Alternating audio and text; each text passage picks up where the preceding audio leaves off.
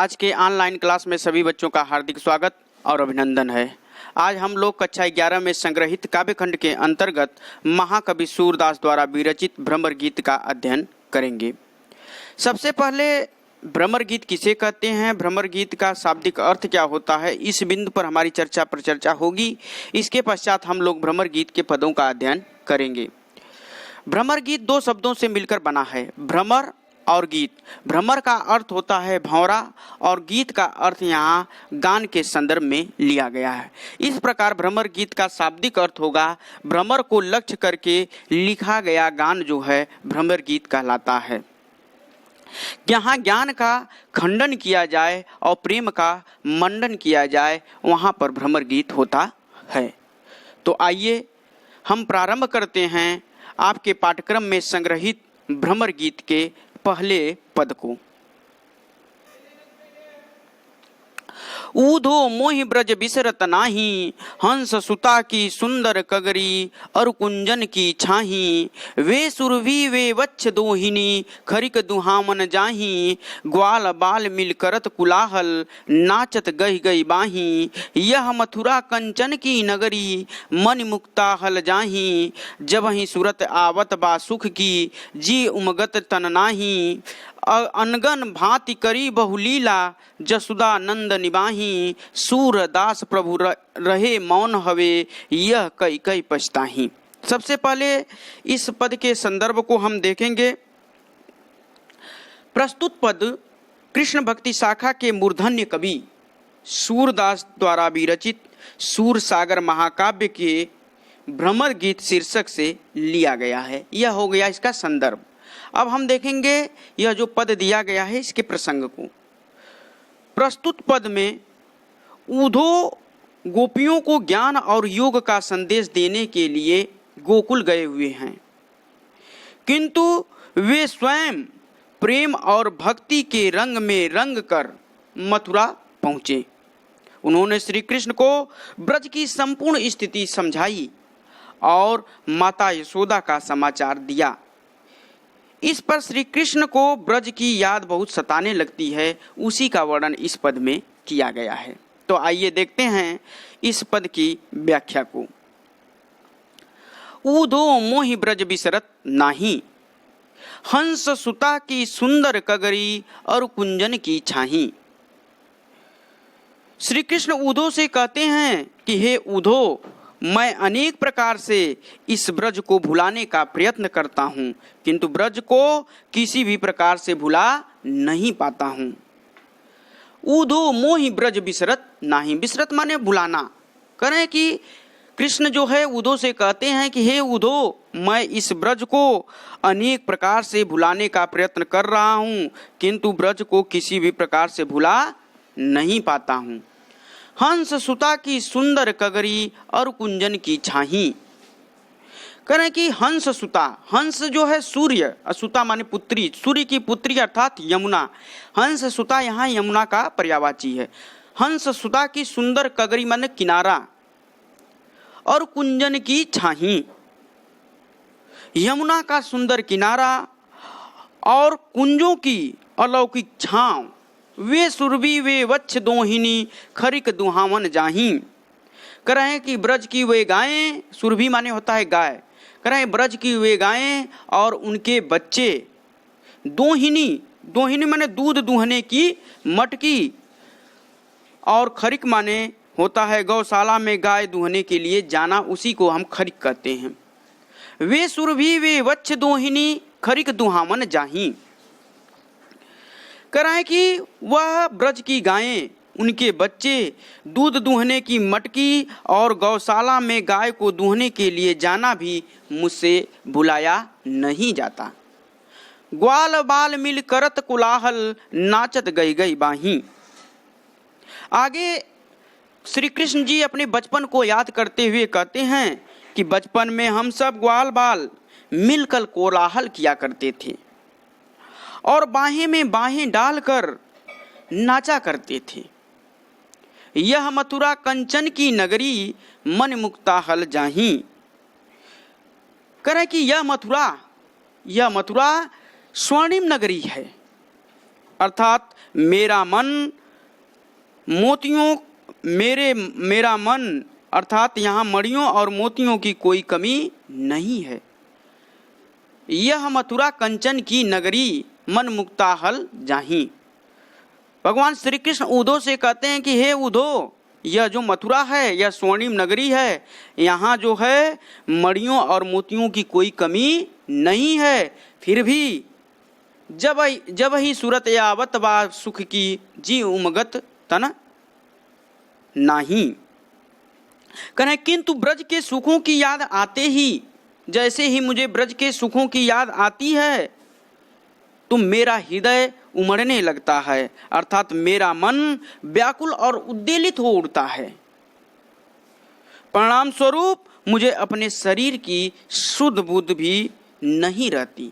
तन नाही करेंगे, मुझे अपने शरीर की भी शुद्ध बुद्ध नहीं रहती।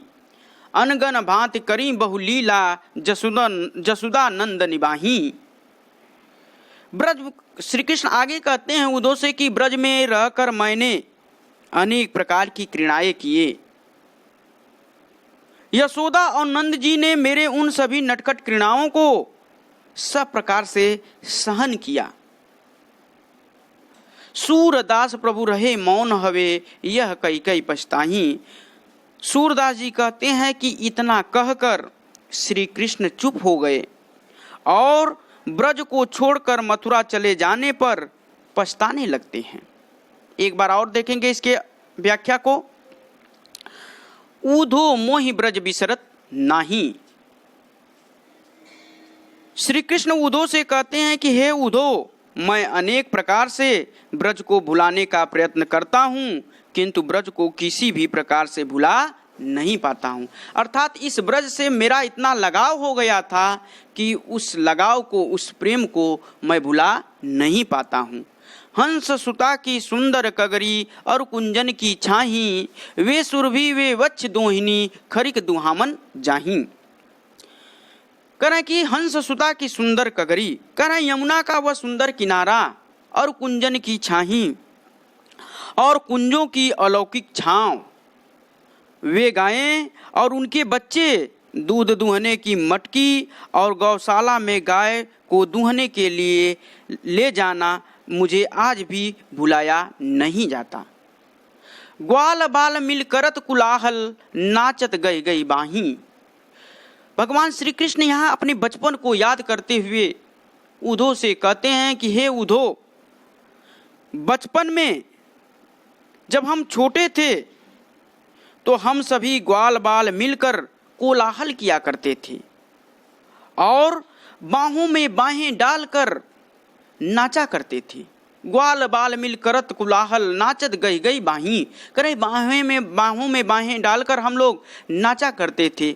यह मथुरा कंचन की नगरी मन मुक्ता हल जाही, जब ही सूरत यावत बा सुख की जी उमगत तन नाही।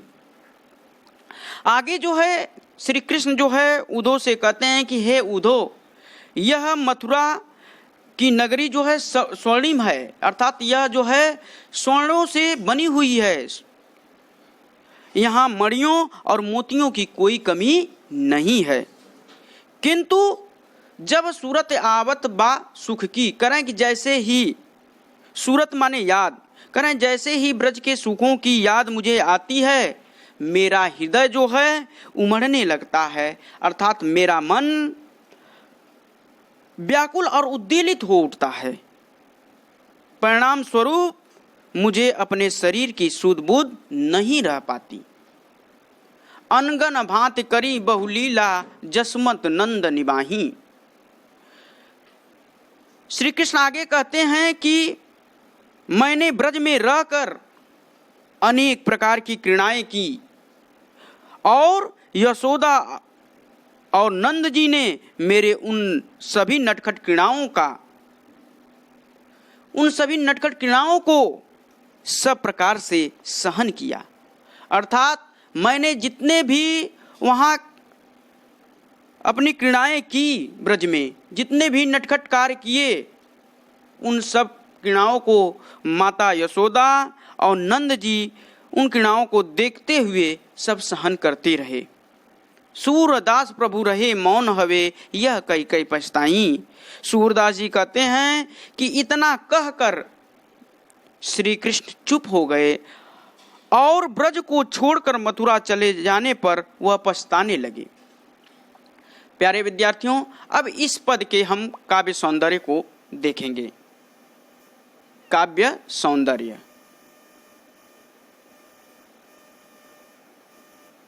इसके काव्य सौंदर्य को देखेंगे।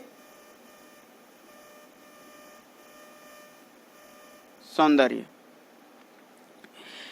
प्रस्तुत पद में श्री कृष्ण के भावुक हृदय को सात्विक भावों के माध्यम से व्यक्त किया गया है। ब्रज की स्मृतियों ने श्री कृष्ण को व्याकुल कर दिया है। प्रस्तुत जो पद दिया गया है इसमें भाषा ब्रज भाषा है। अलंकार की यदि हम बात करें प्रस्तुत पद में, तो यह मथुरा कंचन की नगरी मन मुक्ता हल जाही, जब ही सूरत आवत बा सुक्की जी उमगत तन नाही में विरोधाभास अलंकार है। और अंतिम में जो दिया गया है कहीं कहीं, यह जो शब्द दिया गया है इसमें पुनरुक्त प्रकाश अलंकार है। इस प्रकार इस पद में जो है विरोधाभास, अनुप्रास और पुनरुक्त प्रकाश अलंकार है। इसमें जो रस है वह वियोग श्रृंगार रस या विप्लम्ब श्रृंगार रस का वर्णन महाकवि सूरदास जी ने किया है, क्योंकि कृष्ण जो है ब्रज को छोड़कर, गोकुल को छोड़कर मथुरा चले गए हैं और उन्हें मथुरा की, गोकुल की जो यादें हैं, ब्रज की जो यादें हैं उन्हें व्याकुल कर रही हैं, विह्वल कर रही हैं। उसी का वर्णन इस पद में किया गया है। इस प्रकार इसमें जो है विप्लम्ब या वियोग श्रृंगार है। अभिधा और व्यंजना शब्द शक्ति का प्रयोग किया गया है। माधुर्य गुण है और पद जो है गेय पद है। इस प्रकार भ्रमर गीत के प्रथम पद को हम पढ़ लिए। अब देखेंगे हम दूसरे पद को। दूसरा पद है बिन गोपाल बैरन भई कुंजे, तब वे लता लगत तन शीतल, अब भई विषम ज्वाल की पुंजे, वृथा बहत जमुना खग बोलत, वृथा कमल फूलन अलिगुंजे, पवन पान घनसार सजीवन, दध सुध किरण भानु भई भुंजे, यह उधो कहियो माधो से मदन मारी किन्ह हम लुंजे, सूरदास प्रभु दरस कौ मग जोहत अखिया भई छुंजे। सबसे पहले इस पद के प्रसंग को देखेंगे। संदर्भ जो होगा, पूर्व के पद में जो संदर्भ बताया गया है, जितने भी पद हम भ्रमर गीत में पढ़ेंगे वही संदर्भ उसमें लिखेंगे। यह जो पद दिया गया है इस पद के प्रसंग को देखेंगे। प्रस्तुत पद में महाकवि सूरदास जी ने एक मनोवैज्ञानिक तथ्य को उद्घाटित किया है, एक मनोवैज्ञानिक तथ्य को बताया है कि संयोगावस्था में जो वस्तुएं सुखदायी प्रतीत होती हैं, सुकून प्रदान करती हैं, वही वियोगावस्था में जो है दुख का कारण बनती हैं, अर्थात दुखदायी होती हैं। गोपियों के माध्यम से सूर ने इस विषमता को बड़े ही मार्मिकता के साथ, बड़े ही मनोहारी ढंग से प्रस्तुत किया है। तो आइए इस पद की व्याख्या को देखते हैं। बिन गोपाल बैरन भई कुंजे, तब वे लता लगत तन शीतल, अब भई विषम ज्वाल की पुंजे। गोपियां कहती हैं कि श्री कृष्ण के संयोग के समय जो कुंजें हमारे लिए सुखदायक थीं, जो हमें सुकून प्रदान करती थीं और जिनमें हम उनके साथ रहकर रास क्रीड़ाएं किया करती थीं, अब वही हमारी शत्रु बन गई हैं। अर्थात कहने का तात्पर्य यह है कि अब वे जो है हमें शत्रु के समान दुख पहुंचा रही हैं और उन्हें देख देख कर हमें श्री कृष्ण की याद और अधिक सताने लगती है। बिन गोपाल बैरन भई कुंजे, तब वे लता लगत अति शीतल तन शीतल, अब भई विषम ज्वाल की पुंजे। करें तब वह लता लगत तन शीतल, करें कि ये लताएं जब कृष्ण जो ब्रज में थे तब ये लताएं अत्यंत हमारे शरीर को शीतलता प्रदान करने वाली थीं। लेकिन जैसे ही श्री कृष्ण ने ब्रज को छोड़कर मथुरा चले गए और उनकी वियोगावस्था की स्थिति में यह जो है अब उनके बिना भयंकर अग्निज्वालाओं के समान जलाने वाली बन गई हैं। बृहत वृथा बहत जमुना खग बोलत, वृथा कमल फूलन अलिगुंजे, पवन पान घनसार सजीवन, दधि सुत किरण भानु भई भुंजे। आगे जो है गोपियां कहती हैं कि यह यमुना जो है व्यर्थ बह रही है, क्योंकि जब संयोगावस्था था, जब कृष्ण ब्रज में थे, तब सारी चीजें अच्छी लग रही थीं, लेकिन यह जो यमुना है, यह यमुना व्यर्थ ही बह रही है।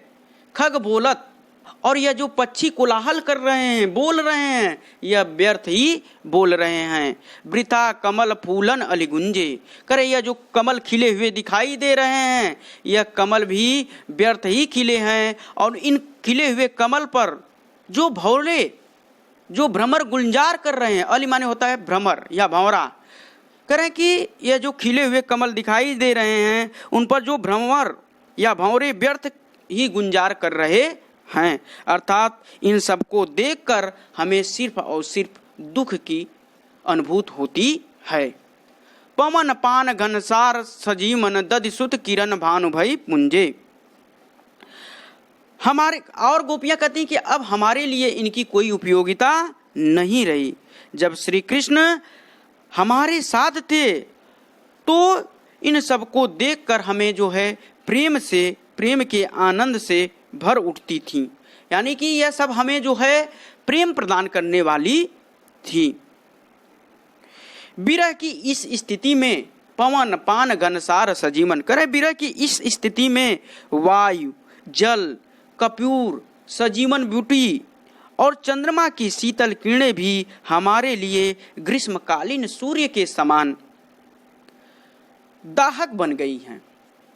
घनसार माने होता है कपूर। कह रहे हैं कि वियोगावस्था की स्थिति होने के कारण यह जो पवन माने वायु है, यह जो जल है, कपूर है, और जो सजीवन बूटी है और चंद्रमा की शीतल किरणें भी हमारे लिए जो है ग्रीष्मकालीन सूर्य के किरणों के समान जलाने वाली बन गई हैं। यह उधो कहियो माधो से, मदन मार किन्नो हम लुंजे। आगे जो है गोपियां उधो से कहती हैं कि हे उधो, तुम श्री कृष्ण से जाकर यह कहना कि तुम्हारे विरह के कारण कामदेव ने मार मार कर हमारे अंग प्रत्यंगों को लुंज पुंज बना दिया है, अर्थात अशक्त और प्राणहीन बना दिया है। सूरदास प्रभु तुम्हारे दरस को मग जोहत अखिया भई छुंजे। आगे सूरदास जी कहते हैं कि गोपियां कहती हैं कि हे उधो, श्री कृष्ण का मार्ग देखते देखते हमारी आंखें जो हैं गुंजा के पुष्प के समान लाल पड़ गई हैं। एक बार और देखेंगे इसकी व्याख्या को। बिन गोपाल बैरन भई कुंजे, तब वे लता लगत तन शीतल, अब भई विषम ज्वाल की पुंजे। गोपियां कहती हैं कि श्री कृष्ण के संयोग के समय जो कुंजे हमारे लिए सुखदायक थीं, जो हमें सुख प्रदान करने वाली थीं और जिनमें हम उनके साथ रास क्रीड़ाएं किया करती थीं, अब वही हमारी शत्रु बन गई हैं। अर्थात कहने का भाव यह है कि वे अब हमें शत्रु के समान दुख पहुंचा रही हैं और इन्हें देख देख कर हमें श्री कृष्ण की याद और अधिक सताने लगती है। तब वे लता लगत तन शीतल, अब भई विषम ज्वाल की पुंजे। करे कि जब श्री कृष्ण यहाँ थे, जब संयोगावस्था था, श्री कृष्ण ब्रज में थे, तब ये लताएं जो है हमें अत्यंत शीतलता प्रदान कर रही थी, हमारे शरीर को शीतलता प्रदान कर रही थी। लेकिन जैसे ही श्री कृष्ण ने ब्रज को छोड़कर मथुरा चले गए, उनके वियोगावस्था में उनके न रहने पर यही जो लताएं हैं यह भयंकर अग्निज्वालाओं के समान जलाने वाली बन गई हैं। वृथा बहत जमुना खग बोलत, वृथा कमल फूलन अलिगुंजे, पवन पान घनसार सजीमन, दधि सुत किरण भानु भई भुंजे। आगे जो है गोपियां उधो से कहती हैं कि हे उधो, यह जो यमुना बह रही है, यह यमुना ही भी व्यर्थ ही बह रही है। ये जो पक्षी बोल रहे हैं, जो पक्षी कोलाहल कर रहे हैं, यह पक्षियों का बोलना भी व्यर्थ है। वृथा कमल फूलन अलिगुंजे, करें यह जो कमल खिले हुए दिखाई दे रहे हैं, यह कमल का खिलना भी व्यर्थ है। और इन खिले हुए कमल पर जो भौरे गुंजार कर रहे हैं, इनका गुंजार भी करना व्यर्थ है, क्योंकि हमारे लिए इनकी कोई उपयोगिता अब नहीं रही। जब श्री कृष्ण यहाँ थे तो इन सब को देखकर हम प्रेम के आनंद से भर उठती थी। पवन पान घनसार सजीवन, दध सुत किरण भाव भई भुंजे। करे कि विरह की इस स्थिति में, वियोगावस्था की इस स्थिति में, जब कृष्ण ब्रज को छोड़कर मथुरा चले गए हैं, ऐसी स्थिति में वायु, जल, कपूर, सजीवन बूटी और चंद्रमा की शीतल किरणें भी हमारे लिए ग्रीष्मकालीन सूर्य की किरणों के समान जलाने वाली बन गई हैं। यह उधो कहियो माधोसो, मदन मार किन्हे हम लुंजो। गोपियां उधो से कहती हैं कि हे उधो, जाकर आप माधव अर्थात श्री कृष्ण से कह दीजिएगा कि तुम्हारे विरह के कारण कामदेव मार मार कर हमारे अंग प्रत्यंगों को लुंज पुंज बना दिया है, अर्थात हमें अशक्त और प्राणहीन बना दिया है। सूरदास प्रभु तुम्हारे दरस को मग जोहत अखिया भई छुंजे। आगे सूरदास जी कहते हैं कि गोपियां कहती हैं कि हे उधो, श्री कृष्ण के मार्ग को देखते देखते कि वह मथुरा से ब्रज को वापस आएंगे, उनके राह को देखते देखते हमारी आंखें जो हैं गुंजा के पुष्प के समान जो है लाल पड़ गई हैं। प्यारे विद्यार्थियों, अब इस पद के हम काव्य सौंदर्य को देखेंगे। प्रस्तुत जो पद दिया गया है, इसमें जो है प्रकृति का उद्दीपन रूप में चित्रण किया गया है। भाषा ब्रज भाषा है। यदि इस पद में हम अलंकार की बात करें तो इसमें अतिशयोक्त और उपमा अलंकार का प्रयोग किया गया है। रस वियोग या विप्लम्ब श्रृंगार रस है और छंद जो है गेय पद है। इस प्रकार हम लोग आज भ्रमर गीत शीर्षक कविता जो आपके पाठ्यक्रम में संग्रहित है, इसके 2 पदों का आज अध्ययन किए। इस पद से संबंधित जो PDF है आपको इसी वीडियो के डिस्क्रिप्शन बॉक्स में मिल जाएगी, आप वहां से उसे डाउनलोड कर सकते हैं। और यदि यह वीडियो आपको पसंद आई हो तो अधिक से अधिक अपने दोस्तों में शेयर कीजिए, जिससे अधिक से अधिक बच्चे इससे लाभान्वित हो सकें। आज बस इतना ही। धन्यवाद।